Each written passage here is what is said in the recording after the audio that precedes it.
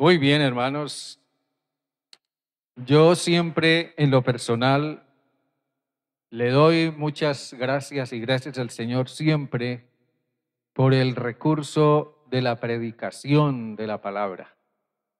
Porque la predicación de la palabra trae ese mensaje de Dios a nuestras vidas que nos habla, nos consuela, nos fortalece, nos levanta, nos va encaminando, nos orienta, pero también nos sostiene día a día y momento a momento. La palabra del Señor predicada siempre mantiene viva nuestra fe y nuestra esperanza y nuestra expectativa. Por algo Dios mandó en su palabra predicar su palabra. Por eso Pablo le aconsejaba a Timoteo, predica la palabra. Y es la predicación lo que le da constante vida a la iglesia, porque la palabra de Dios es el alimento que nutre la fe de la iglesia. Esta mañana yo quiero enfocarme de nuevo en el capítulo 17 de Juan. Ahora días veíamos algunos aspectos de este capítulo 17 de Juan y quiero mirar otros aspectos esta mañana de ese mismo capítulo. Capítulo 17 de Juan. Recuerden que decíamos que ese capítulo nos trae la oración más extensa que hubiera podido alguien escribir o al menos dejar por escrito acerca de Jesús, que Jesús mismo hizo. Pero también decíamos que ese capítulo 17 es la oración de Jesús como sacerdote. El escritor de la epístola a los Hebreos dice que Jesús es nuestro sumo sacerdote. Y aquí Jesús está haciendo una oración sacerdotal, una oración de intercesión ante el Padre por sus discípulos, por su iglesia, por el avance de su iglesia y por el futuro o por la iglesia del futuro. Así que cuando Jesús hizo esta oración, estaba teniéndonos presentes a usted y a mí, a todos y cada uno de nosotros, nos tenía presentes. Cuando Jesús fue a la cruz, Él le llevó a usted y me llevó a mí, llevó sus pecados y llevó mis pecados. Y cuando Jesús hizo esta oración en Juan 17, Él estaba intercediendo por usted y por mí para que pudiéramos mantenernos firmes en la verdad que es Él y en la palabra que Él nos reveló y en el camino que Él nos señaló. Es una oración de intercesión que Jesús hizo por toda su iglesia en el pasado, en el presente y en el futuro. Pero es una oración también que nos revela mucho de lo que es el corazón mismo de Jesús, de lo que hay en su corazón al término de su carrera, al término de su ministerio. Alguien decía en alguna ocasión, no importa tanto cómo nosotros comenzamos, sino cómo terminamos.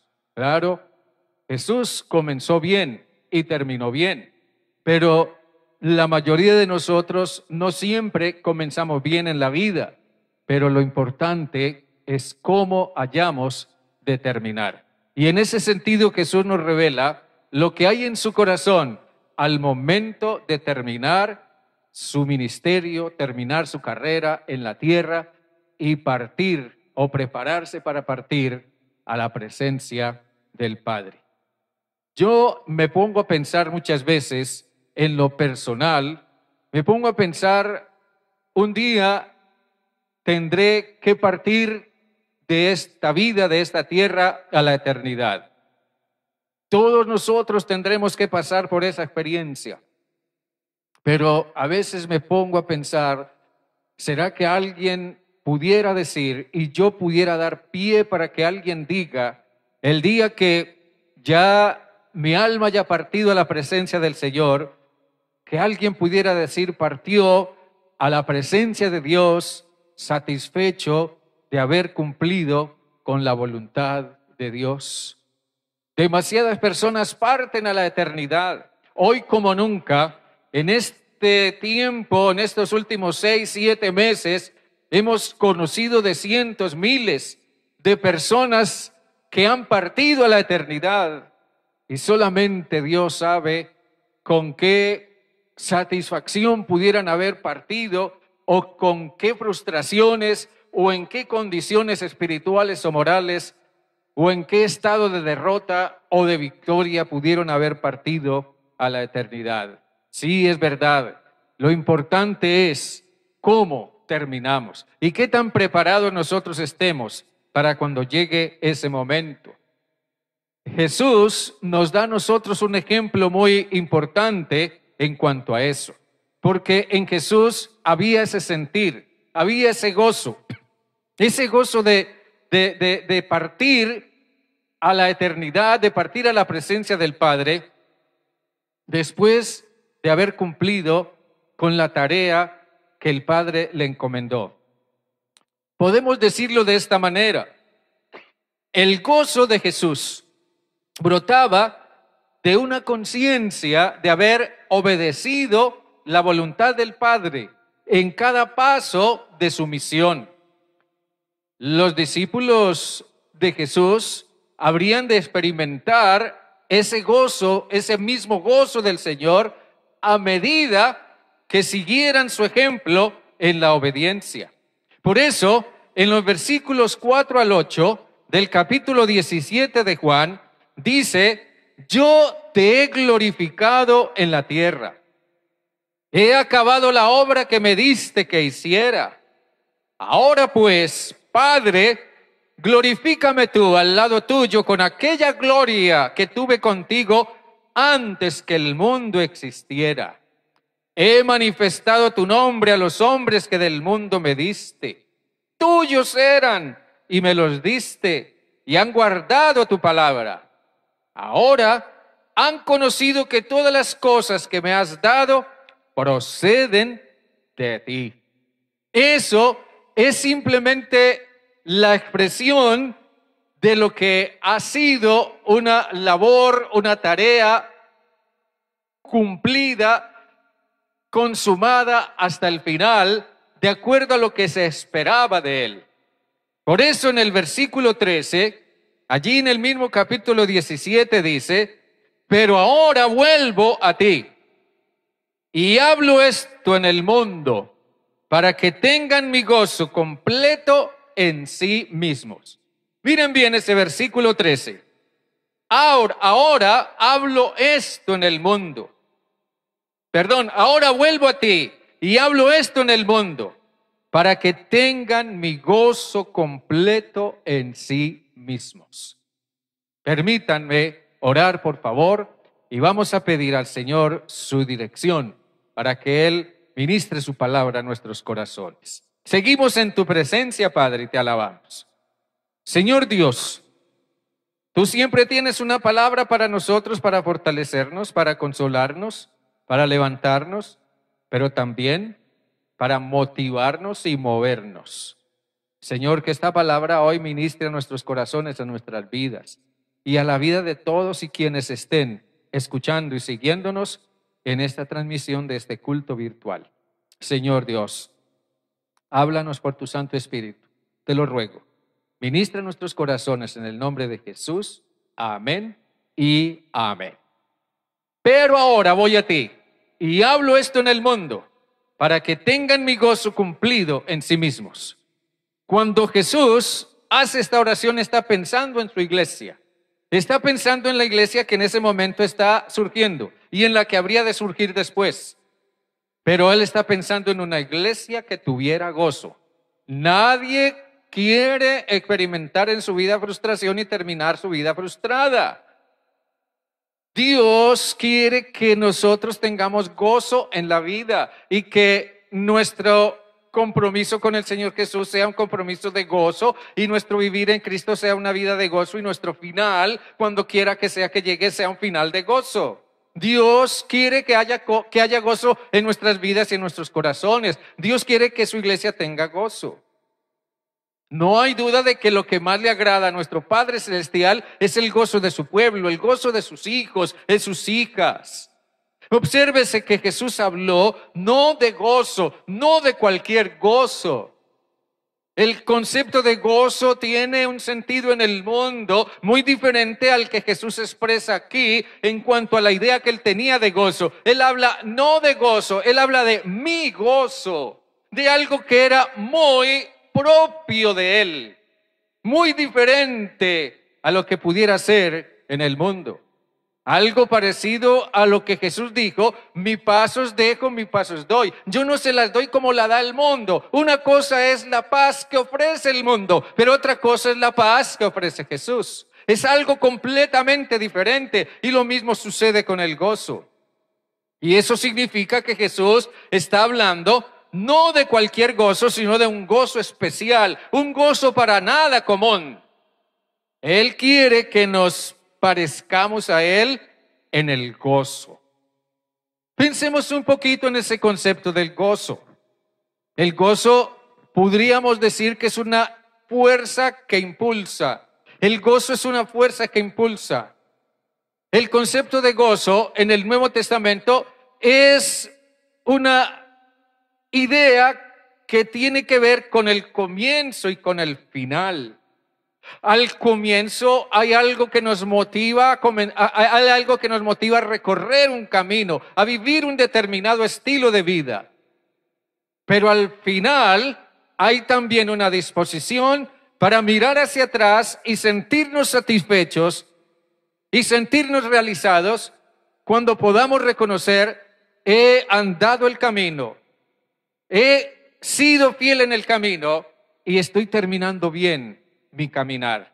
Entonces el gozo tiene que ver con el comienzo, tanto con el comienzo como con el final. En ese sentido, el gozo es una fuerza que impulsa.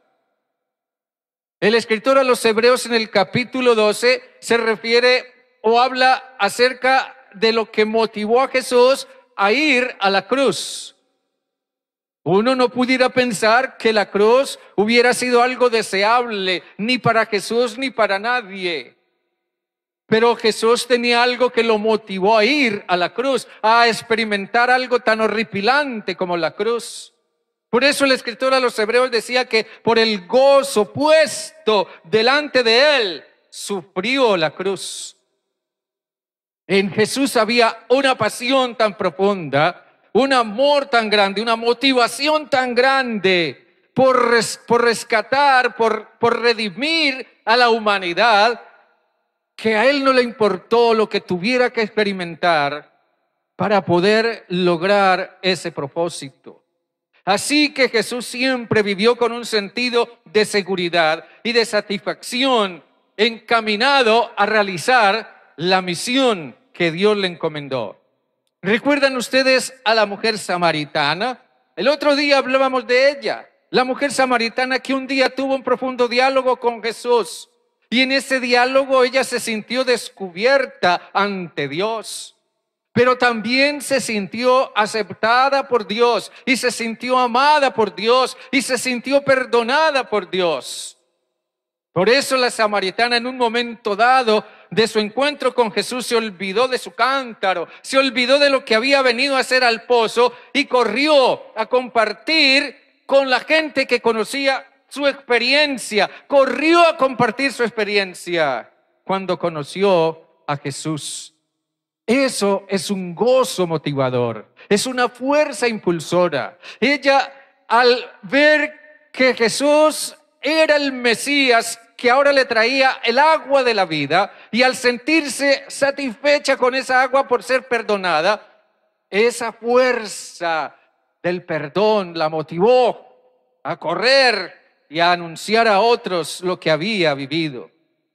Por aquí, por nuestra iglesia, hemos visto muchas veces, demasiadas veces, personas llenas de gozo que han venido a realizar un ministerio. Hemos tenido por acá, en ciertos tiempos del año, hemos tenido hombres y mujeres que han venido de diversos países y nos han acompañado aquí, realizando una tarea misionera en diferentes aspectos. Pero en muchos casos de esos, una de las cosas que más me ha impresionado es ver la motivación, el gozo con el que esas personas han venido para hacer, compartir, enseñar y tantas cosas que han dejado entre nosotros. ¿Sí? Eso es gozo.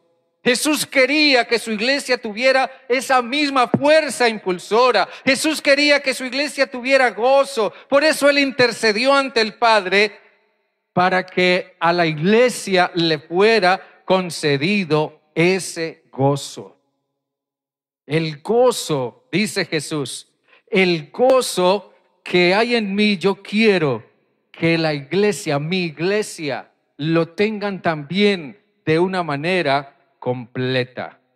Jesús quiere mejor que nos parezcamos a Él en el gozo. Espero que estemos haciéndonos a una idea de lo que es el gozo desde la perspectiva como lo encontramos aquí en la experiencia de Jesús. Pero hagámonos una pregunta: ¿por qué cosas debiéramos nosotros gozarnos? Al punto que esto nos impulse a un mayor compromiso con el Señor. Claro, nosotros podríamos señalar muchas cosas que nos son de gozo, desde luego, completamente válidas. Pero si nosotros tuviéramos que resumir esto en 3 cosas para responder a esta pregunta, ¿qué encontraríamos? ¿Por qué cosas debiéramos gozarnos? Al punto que esto nos impulse a un mayor compromiso con el Señor.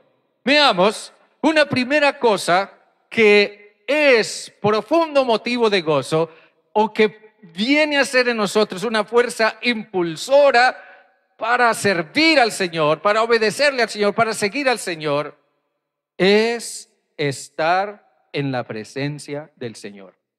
Es estar en la presencia de Dios. Jesús hace su oración sacerdotal en la intimidad de la presencia del Padre. La oración siempre tiene que ver con la intimidad de la presencia del Padre. Jesús dijo: si alguno va a orar, entre en su cuarto o en su recámara o donde quiera que sea, cierre la puerta y tenga un tiempo a solas delante del Padre. Estar en la presencia de Dios, estar en la presencia del Señor es una primera fuente de gozo. En el Salmo 122 hay unas palabras muy interesantes. Salmo 122, en el versículo 1. Seguramente usted conoce ese texto. 122, versículo 1. Miren lo que dice allí. Yo me alegré con los que me decían: a la casa de Jehová iremos. Una de las cosas que tienen los salmos es que son profundamente sentidos, comunican un profundo sentimiento, ya sea un sentimiento de miedo, de ira, de vergüenza, o en este caso un profundo sentimiento de alegría. Es importante que nosotros captemos ese espíritu de sentimiento que hay en las palabras del salmista. Dice: yo me alegré como los que me decían: a la casa de Jehová iremos. A la casa de Jehová iremos. Ahora observe esto. Este salmo pertenece a una colección de salmos. Son como unos 8 o 9 salmos. Pertenece a una colección que se conoce como cánticos graduales o cánticos de las subidas. Mire que a partir del Salmo 120 aparece debajo del título una explicacioncita que dice cántico gradual. Así se conocen estos salmos de ahí en adelante hasta un poco más del Salmo 130. Cánticos de las subidas. ¿Por qué se conocían así estos salmos? Porque estos salmos eran entonados por los peregrinos que recorrían distancias inmensas desde donde vivían para venir a Jerusalén para participar de alguna de las 3 fiestas que durante el año celebraban los judíos, y después de recorrer esas grandes distancias tenían que ascender a Jerusalén, que estaba al nivel del mar a unos 800 metros. De modo que la subida no era nada fácil después de haber recorrido una gran distancia desde donde vivían. Entonces, eso nos hace pensar en la profunda fuerza motivadora que los llevaba a Jerusalén, la ciudad que ellos amaban, donde estaba el templo, donde se celebraba la fiesta a Dios. Eso era una fuerza motivadora para ellos hacer todo ese esfuerzo y olvidarse de los inconvenientes. La casa de Jehová que menciona aquí el salmista representa o representaba en la cosmovisión del salmista y del pueblo israelita del Antiguo Testamento, representaba la presencia de Dios. Y eso implica que no importa la distancia que tenga que recorrer, no importa cuánto tenga que caminar, no importa el esfuerzo que tenga que hacer, no importa los obstáculos que tenga que enfrentar, yo voy a ir a la presencia de Dios, yo voy a ir a la presencia de Dios y voy con alegría, porque no hay nada mejor que estar en la presencia de Dios. Estar en la presencia de Dios nos da la posibilidad de adorar al Dios vivo. El estar en la presencia de Dios nos da la posibilidad de hablarle a un Dios que nos escucha. Estar en la presencia de Dios nos da la posibilidad de encontrarnos con un Dios que es real, que es verdadero. Y eso para el salmista parecía ser muy, pero muy emocionante. Por eso él dice: yo me alegré con los que me decían, a la casa de Jehová iremos.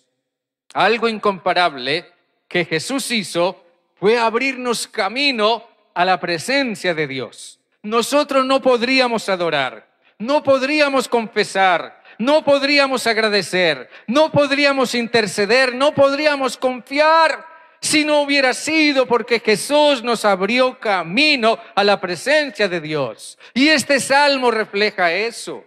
Generalmente los salmos fueron el resultado de especiales y profundos momentos en la presencia del Señor en la vida de aquellos que se inspiraron para escribir los salmos.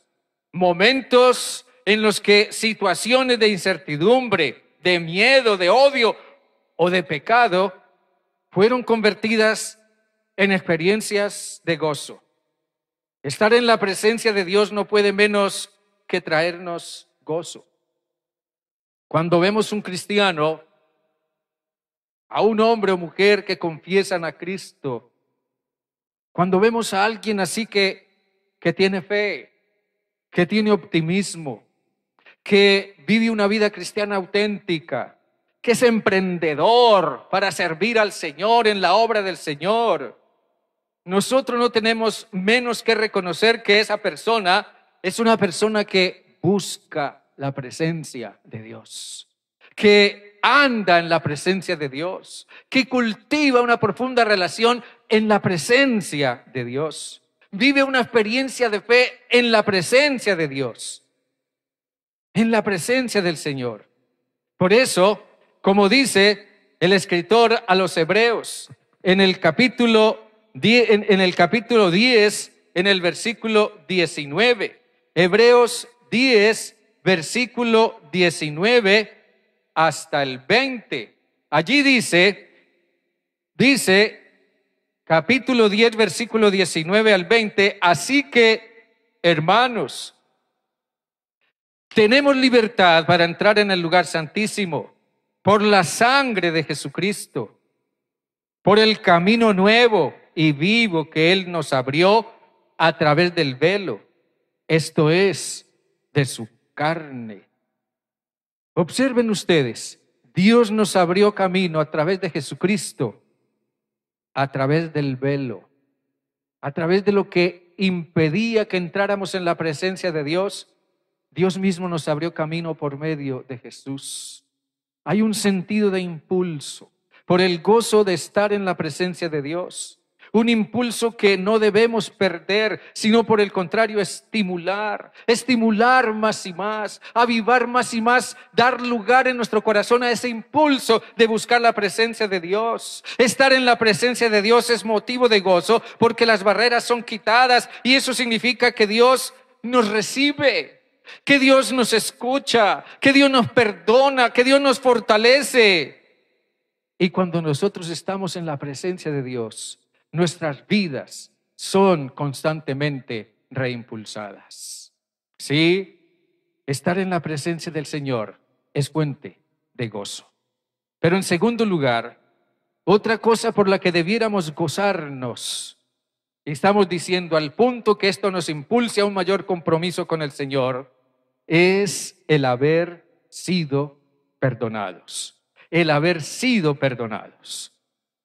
Nosotros no debemos perder de vista el hecho de que cuando Jesús realizó su oración sacerdotal, Él estaba reafirmando su obra redentora que aún había de consumarse en la cruz y por ende el perdón por parte de Dios para el pecado de la humanidad. De modo que lo que está en el fondo de la oración sacerdotal de Jesús es el perdón.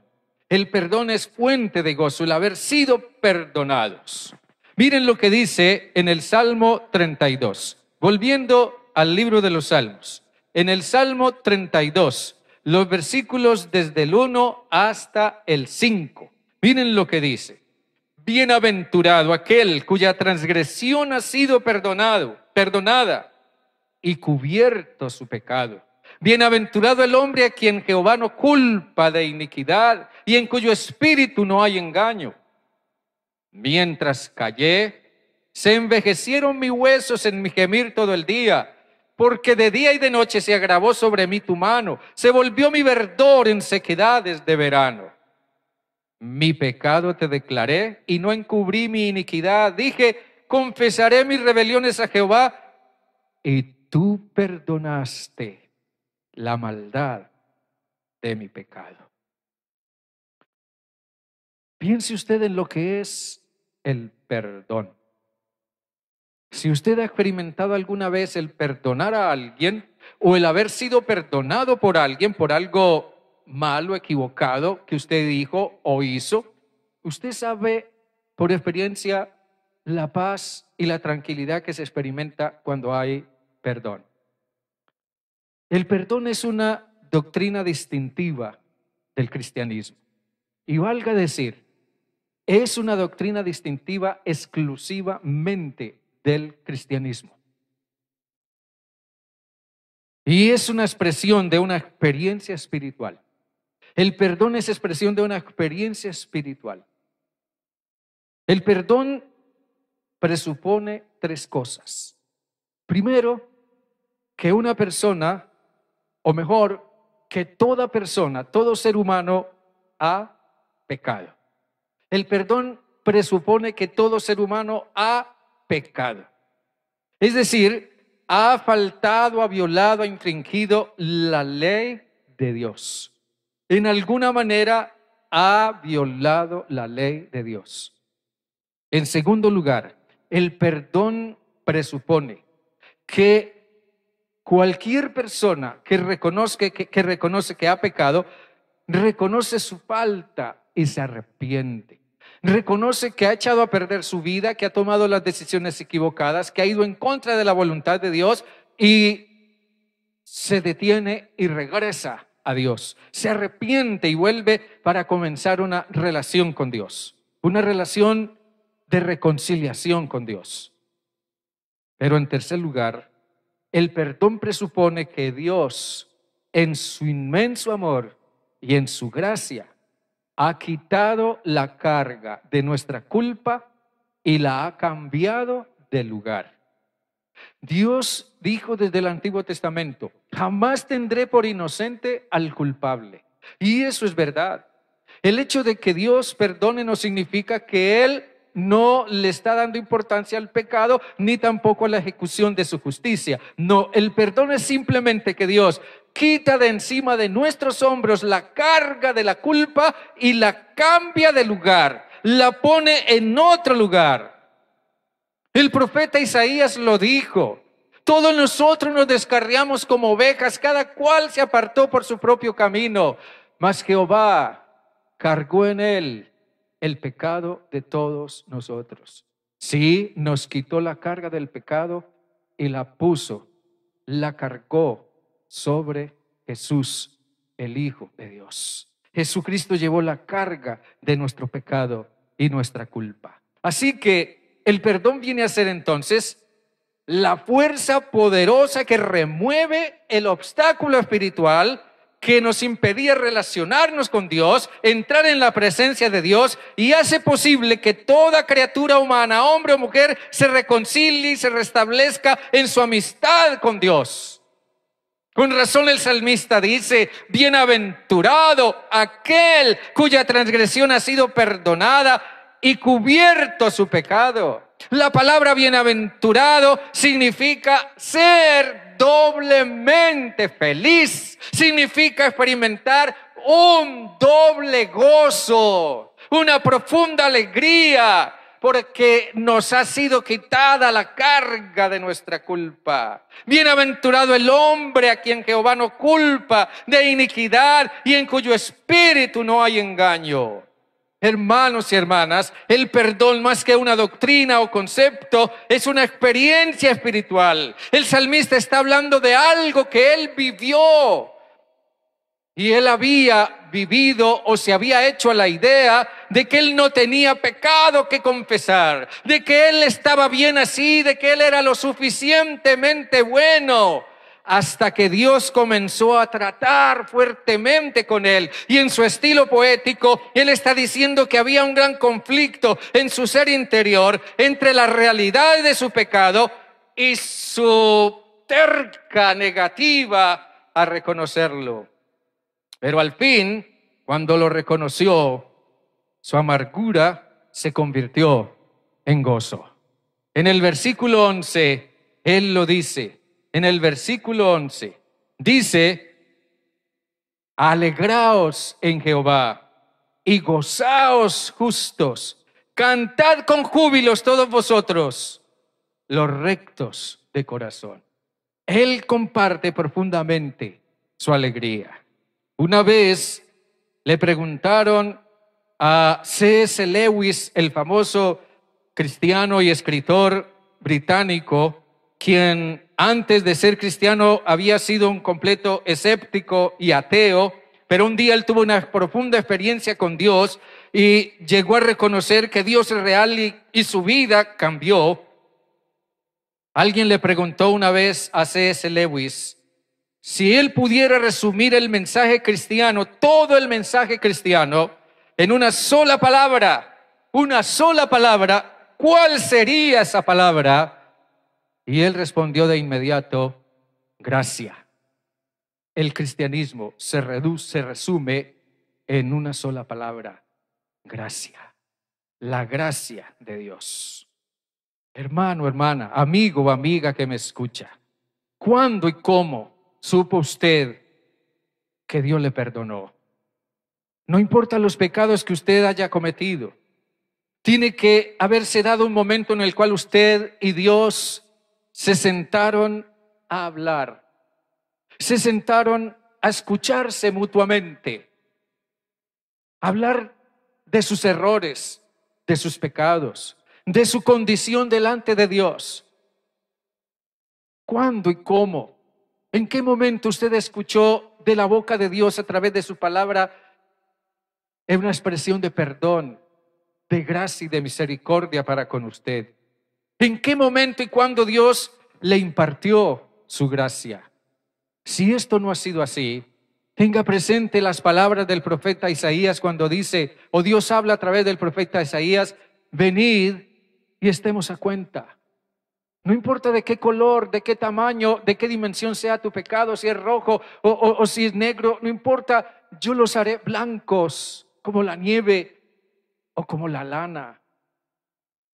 Pero vengan conmigo y estemos a cuenta. Sí, el perdón es una profunda fuente de gozo y de motivación. Y volviendo a nuestro punto o a nuestra pregunta, ¿cuál es una tercera fuente de gozo? Otro aspecto por el que debiéramos gozarnos. Bueno, el tercer aspecto que podemos mencionar es la obediencia. La obediencia. En el libro de los Hechos, en el capítulo 5, En el versículo 41, el escritor Lucas nos resume toda una narración acerca de cómo Pedro y Juan fueron encarcelados, fueron azotados, fueron amenazados de muerte, tuvieron una experiencia sumamente complicada, difícil, por ser cristianos, por predicar de Cristo, por dar testimonio de la resurrección de Jesús. Bueno, fue algo realmente terrible lo que describe Lucas en el capítulo 5 de Hechos. Pero en el versículo 41 encontramos algo sorprendente. Dice que ellos salieron de la presencia del concilio. Recuerde, después de haber sido encarcelados, azotados, amenazados de muerte, dice, ellos salieron gozosos de haber sido tenidos por dignos de padecer afrenta por causa del nombre. El sentido de obediencia en estos primeros cristianos solo podía surgir de una fuente innegable. Sus vidas habían sido enteramente transformadas, de tal manera que los movía una convicción, los movía una profunda pasión, los movía una fuerza motivadora, una fuerza impulsora sobrenatural. Cuando ellos estaban en la cárcel y siendo que estaban expuestos a que fueran ejecutados, un ángel vino y los liberó de la cárcel. Pero el ángel les dijo, en el versículo 20, en el capítulo 5, dice, un ángel del Señor abriendo de noche las puertas de la cárcel y sacándolos, dijo, id y puestos en pie en el templo, anunciad al pueblo todas las palabras de esta vida. Vayan y anuncien al pueblo la palabra de Dios, el evangelio de Jesucristo. Y en obediencia a la orden de Dios, o a la orden de Dios a través del ángel del Señor, ellos fueron e hicieron lo que Dios les mandó. Yo creo que se requiere de una gran pasión, se requiere de una fuerza impulsora muy profunda que está mucho más allá de nosotros mismos para pararse delante del concilio judío y delante de todos aquellos rostros iracundos y que respiraban muerte y decirles, es necesario obedecer a Dios antes que a los hombres. Yo creo que cuando hay una profunda pasión que nos mueve, cuando somos en alguna manera capaces de sacrificar algo o estar dispuestos a sacrificar algo, cuando pensamos realmente en otras personas porque sabemos que necesitan ser salvos y necesitan la palabra, cuando oramos y somos capaces de abrir nuestra boca para hablar de las cosas que el Señor está haciendo en nuestra vida, entonces estamos hablando de obediencia. Es lo que vemos en Hechos 5, obediencia. Pero es una obediencia impulsada por el gozo, una obediencia impulsada por una profunda fuerza sobrenatural. Estos hombres sabían lo que hacían porque sabían que era lo que los movía. Así que se obedeció, ellos obedecieron, ellos dieron testimonio, ellos proclamaron a Cristo.